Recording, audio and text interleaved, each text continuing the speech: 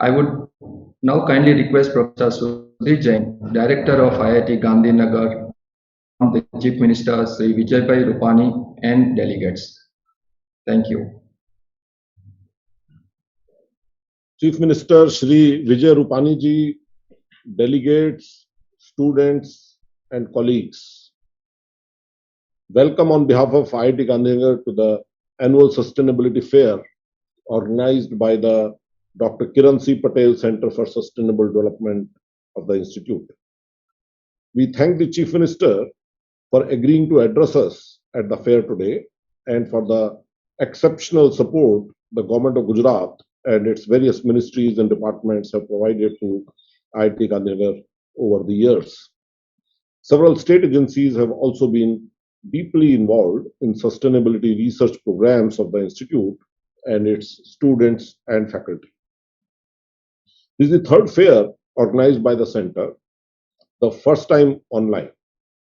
Constraining as this new mode has been, we are pleased, however, that participation in the event has more than doubled this year over the last year. 50 organizations are exhibiting at this year's event, and the number of registrations is almost 500.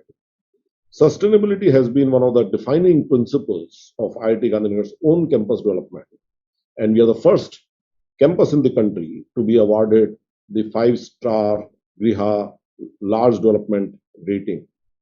We also established the Dr. Kiran C. Patel Center for Sustainable Development with the aim of becoming a major hub of research and resources on sustainable development with a focus on water, climate change, renewable energy, pollution and waste management, and finally, wildlife, natural resources, and ecosystems. The center has one of the largest faculty research clusters on campus, and it seeks to promote cost-effective and sustainable solutions through its strong outreach and technology transfer programs. Today's fair contributes to that effort by promoting collaborations among NGOs, scholars, local governments, industries, and policymakers to identify and solve sustainability challenges by integrating advanced research, traditional knowledge, and field understanding. We at IIT Gandhinagar look forward to engaging with all the stakeholders on the important mission of sustainable development during this event and in the months and years ahead. I now request Chief Minister Shri Rupani ji to address the delegates at the Sustainability Fair. Thank you very much, ladies and gentlemen. IIT के director श्रीमान श्री सुधीर जैन,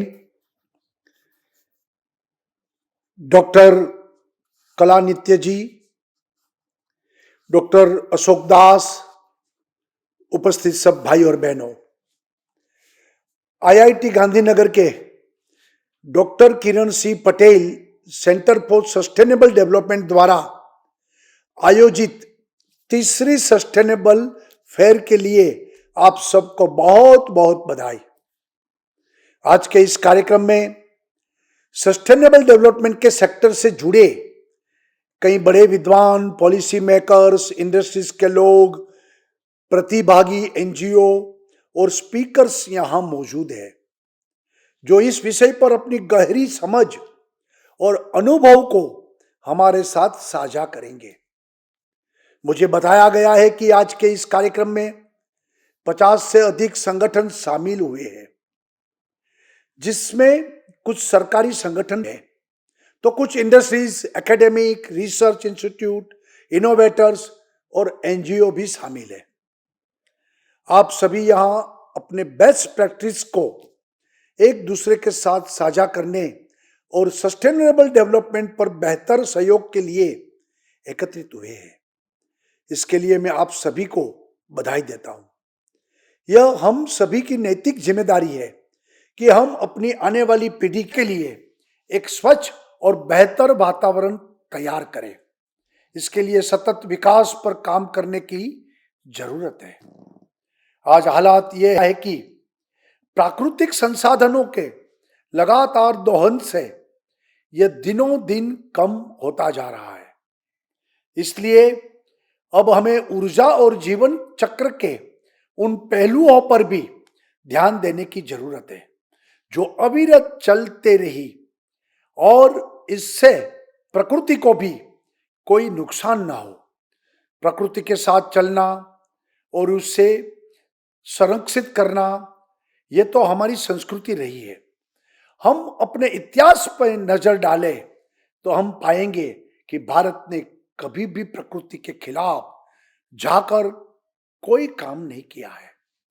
भारत की स्वाधीनता के प्रणेता अपने महात्मा गांधी ने भी सतत विकास पर समाज को जागरूक करने का काम किया था। आज से करीब 103 साल पहले की 1 जनवरी 1918 को अहमदाबाद में एक बैठक को संबोधित करते हुए महात्मा गांधी ने भारत की आजादी को 3 मुख्य तत्वों वायु, जल, अनाज को आजादी के रूप में परिभाषित किया था। उन्होंने 1918 में जो कहा और किया था उसे अदालतों ने आज जीवन के अधिकार के कानून में शामिल किया है। आज अदालतें कानून में साफ हवा, साफ पानी, पर्याप्त भोजन के अधिकार की व्याख्या कर रही है। आज के सस्टेनेबिलिटी फेयर प्रोग्राम का विषय अक्षय ऊर्जा और जल संसाधन है और मुझे ये कहते हुए गर्व हो रहा है कि गुजरात सरकार ने दोनों क्षेत्र में बहुत ही अच्छा काम किया है। अपने राज्य में प्रकृति के संरक्षण और सतत विकास के विभिन्न पहलुओं पर काम करने के लिए गुजरात सरकार पूरी तरह से प्रतिबद्ध है और इस दिशा में हमारा अप्रोच पूरी तरह से सकारात्मक रहा है। हमने अपनी योजनाओं और नीतियों में रिन्यूएबल एनर्जी को बढ़ावा दिया है। हम गुजरात में सोलार पार्क्स की स्थापना कर रहे हैं। हम अभी तक 11,000 मेगावाट रिन्यूएबल एनर्जी को प्रोड्यूस करने में सफल रहे हैं और 2022 तक हम इससे 30,000 मेगावाट तक ले जाएंगे। रिन्यूएबल एनर्जी को लेकर हमारी पॉलिसी पूरी तरह से स्पष्ट है। हमने लक्ष्य बनाया है कि आने वाले समय में हम अपने राज्य की ऊर्जा खपत का अधिकतर हिस्सा सौर ऊर्जा से पूरा करेंगे। इसके लिए हम गुजरात के कच्छ जिले में 30,000 मेगावाट की क्षमता वाला भारत का सबसे बड़ा हाइब्रिड रिन्यूएबल एनर्जी पार्क बना रहे हैं। इस प्रोजेक्ट में हम बिजली उत्पादन के लिए सौर ऊर्जा और पवन ऊर्जा दोनों का एक साथ उपयोग करेंगे। सोलार रूफटॉप स्कीम में गुजरात की सफलतम योजनाओं में से एक है। आज स्थिति यह है कि हम 735 मेगावाट की क्षमता के साथ सोलार रूफटॉप सिस्टम की स्थापना में देश में सबसे आगे है। आज हम गर्व के साथ यह कह सकते हैं कि हमने हजारों लोगों को बिजली का कंज्यूमर नहीं बल्कि उन्हें बिजली का प्रोड्यूसर बना दिया है। यह संभव हो सका है कि सोलार रूफटॉप के कारण ये शक्य बना है। हमारा संकल्प है कि अगले 3 सालों में सोलार रूफटॉप को 1800 मेगावाट तक ले जाएंगे।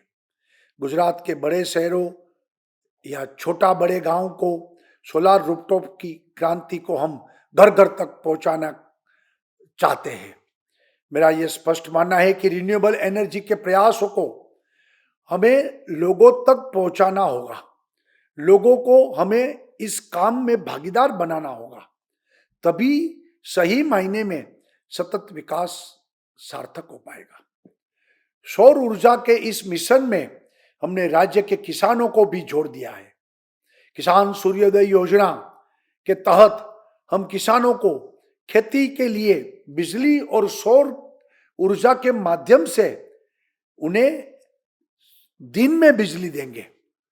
दिन में ही किसान भाइयों को खेती के लिए बिजली मिलने से अनेक फायदे होंगे, जिसमें सबसे बड़ा लाभ यह होगा कि रात के अंधेरे में जंगली जानवर किसान भाइयों पर रात को हमला कर देते, जिससे अब वो बच सकेंगे।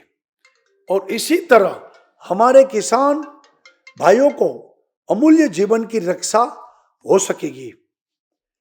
मेरा मानना है कि ज्योतिग्राम योजना के बाद किसान सूर्योदय योजना गुजरात में बिजली के क्षेत्र में दूसरी सबसे बड़ी क्रांति साबित होगी।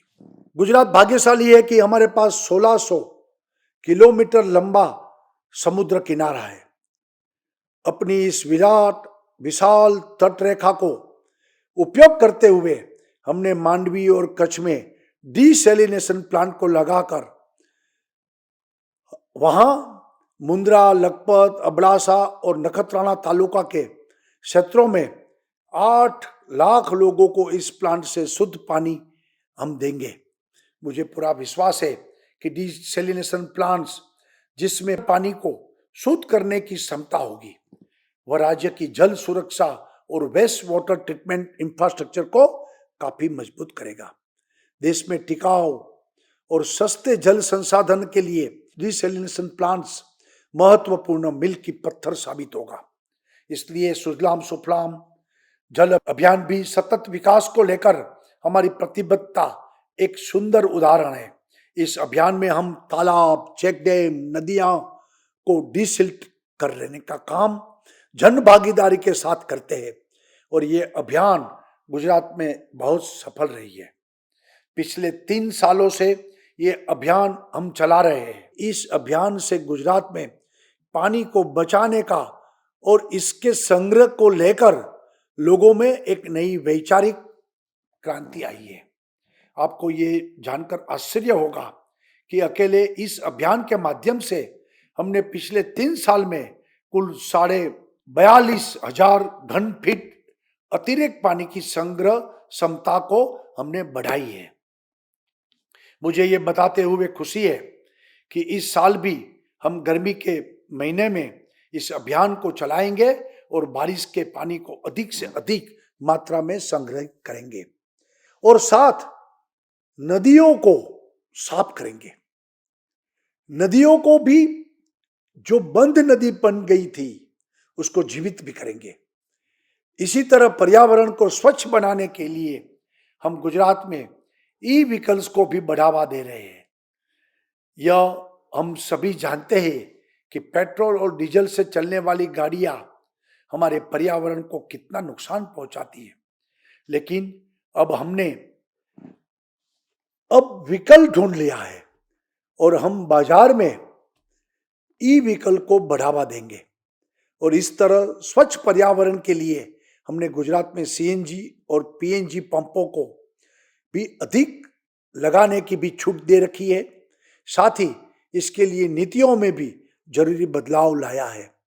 हम अपने राज्यवासियों को ऐसा गुजरात देना चाहते हैं कि जहां साफ हवा, साफ पानी पर्याप्त मात्रा में हो, नई तकनीक और नए विचारों के समावेश से हम ऐसा समाज बनाना चाहते हैं जिसमें प्रकृति का दोहन न हो बल्कि वो फले फूले। सतत विकास को सफल बनाने के लिए हमें सतत प्रयास करने की जरूरत है। हर एक व्यक्ति, हर एक संगठन, हर एक संस्था को आगे आने की जरूरत है और साथ यह भी जरूरी है कि हर कोई व्यक्ति एक सस्टेनेबल फ्यूचर के लिए अपना योगदान दे। बदलाव कभी भी अकेले नहीं लाया जा सकता। इसके लिए हमें एकजुट होने की बहुत आवश्यकता है। हमारा समाज सतत विकासमय बने, इसके लिए हमें समाज के हर एक वर्ग को साथ लेना होगा। इसके अलावा एकेडमिक और अनुसंधान संस्थाओं, उद्योगों और सरकारी विभागों और जमीनी स्तर के संगठनों के बीच सहयोगी साझेदारी को मजबूत करने की आवश्यकता है। हम आने वाली पीढ़ियों को प्रति अपनी जिम्मेदारी को समझना होगा। हमारा आने वाला कल हमारे आज से बेहतर हो, इसके लिए हमें सतत प्रयास हम सबको मिलकर करना होगा। इनोवेशन और एंटरप्राइज मिलकर नए नए रास्ते खोले, ऐसा हम सबका प्रयास होना चाहिए। और मैं मानता हूं कि आईआईटी गांधीनगर और doctor Kiran Patel centre for sustainable development इस काम को बेहतर एवं व्यवस्थित तरीके से आगे लेकर जाएगा। मैं आपके इस कार्यक्रम की बड़ी सफलता की कामना करता हूं और आपको विश्वास दिलाता हूं कि हमारी सरकार और राज्य की एजेंसियां सतत विकास के लक्ष्य को समर्थन करने और उन्हें आगे बढ़ाने के लिए हमेशा आगे रहेगी। बहुत बहुत धन्यवाद। भारत माता की जय। On behalf of Dr. Kiran C. Patel, the Center of Sustainable Development and entire IIT Gandhinagar family, I would like to express gratitude to Honorable Chief Minister Shri Vijay Rupani ji, who expressed the tremendous or make us aware about the tremendous progress in the area of sustainable development, renewable energy, water management, and many other fronts that is happening in this state. So we feel proud, sir, to be in Gujarat, and Gujarat has been leading state among leading states in the area, all these areas that are very strongly related with the sustainable development. So thank you very much, sir, and we express our gratitude on behalf of the center and entire IIT Gandhinagar family. Thank you so much, sir.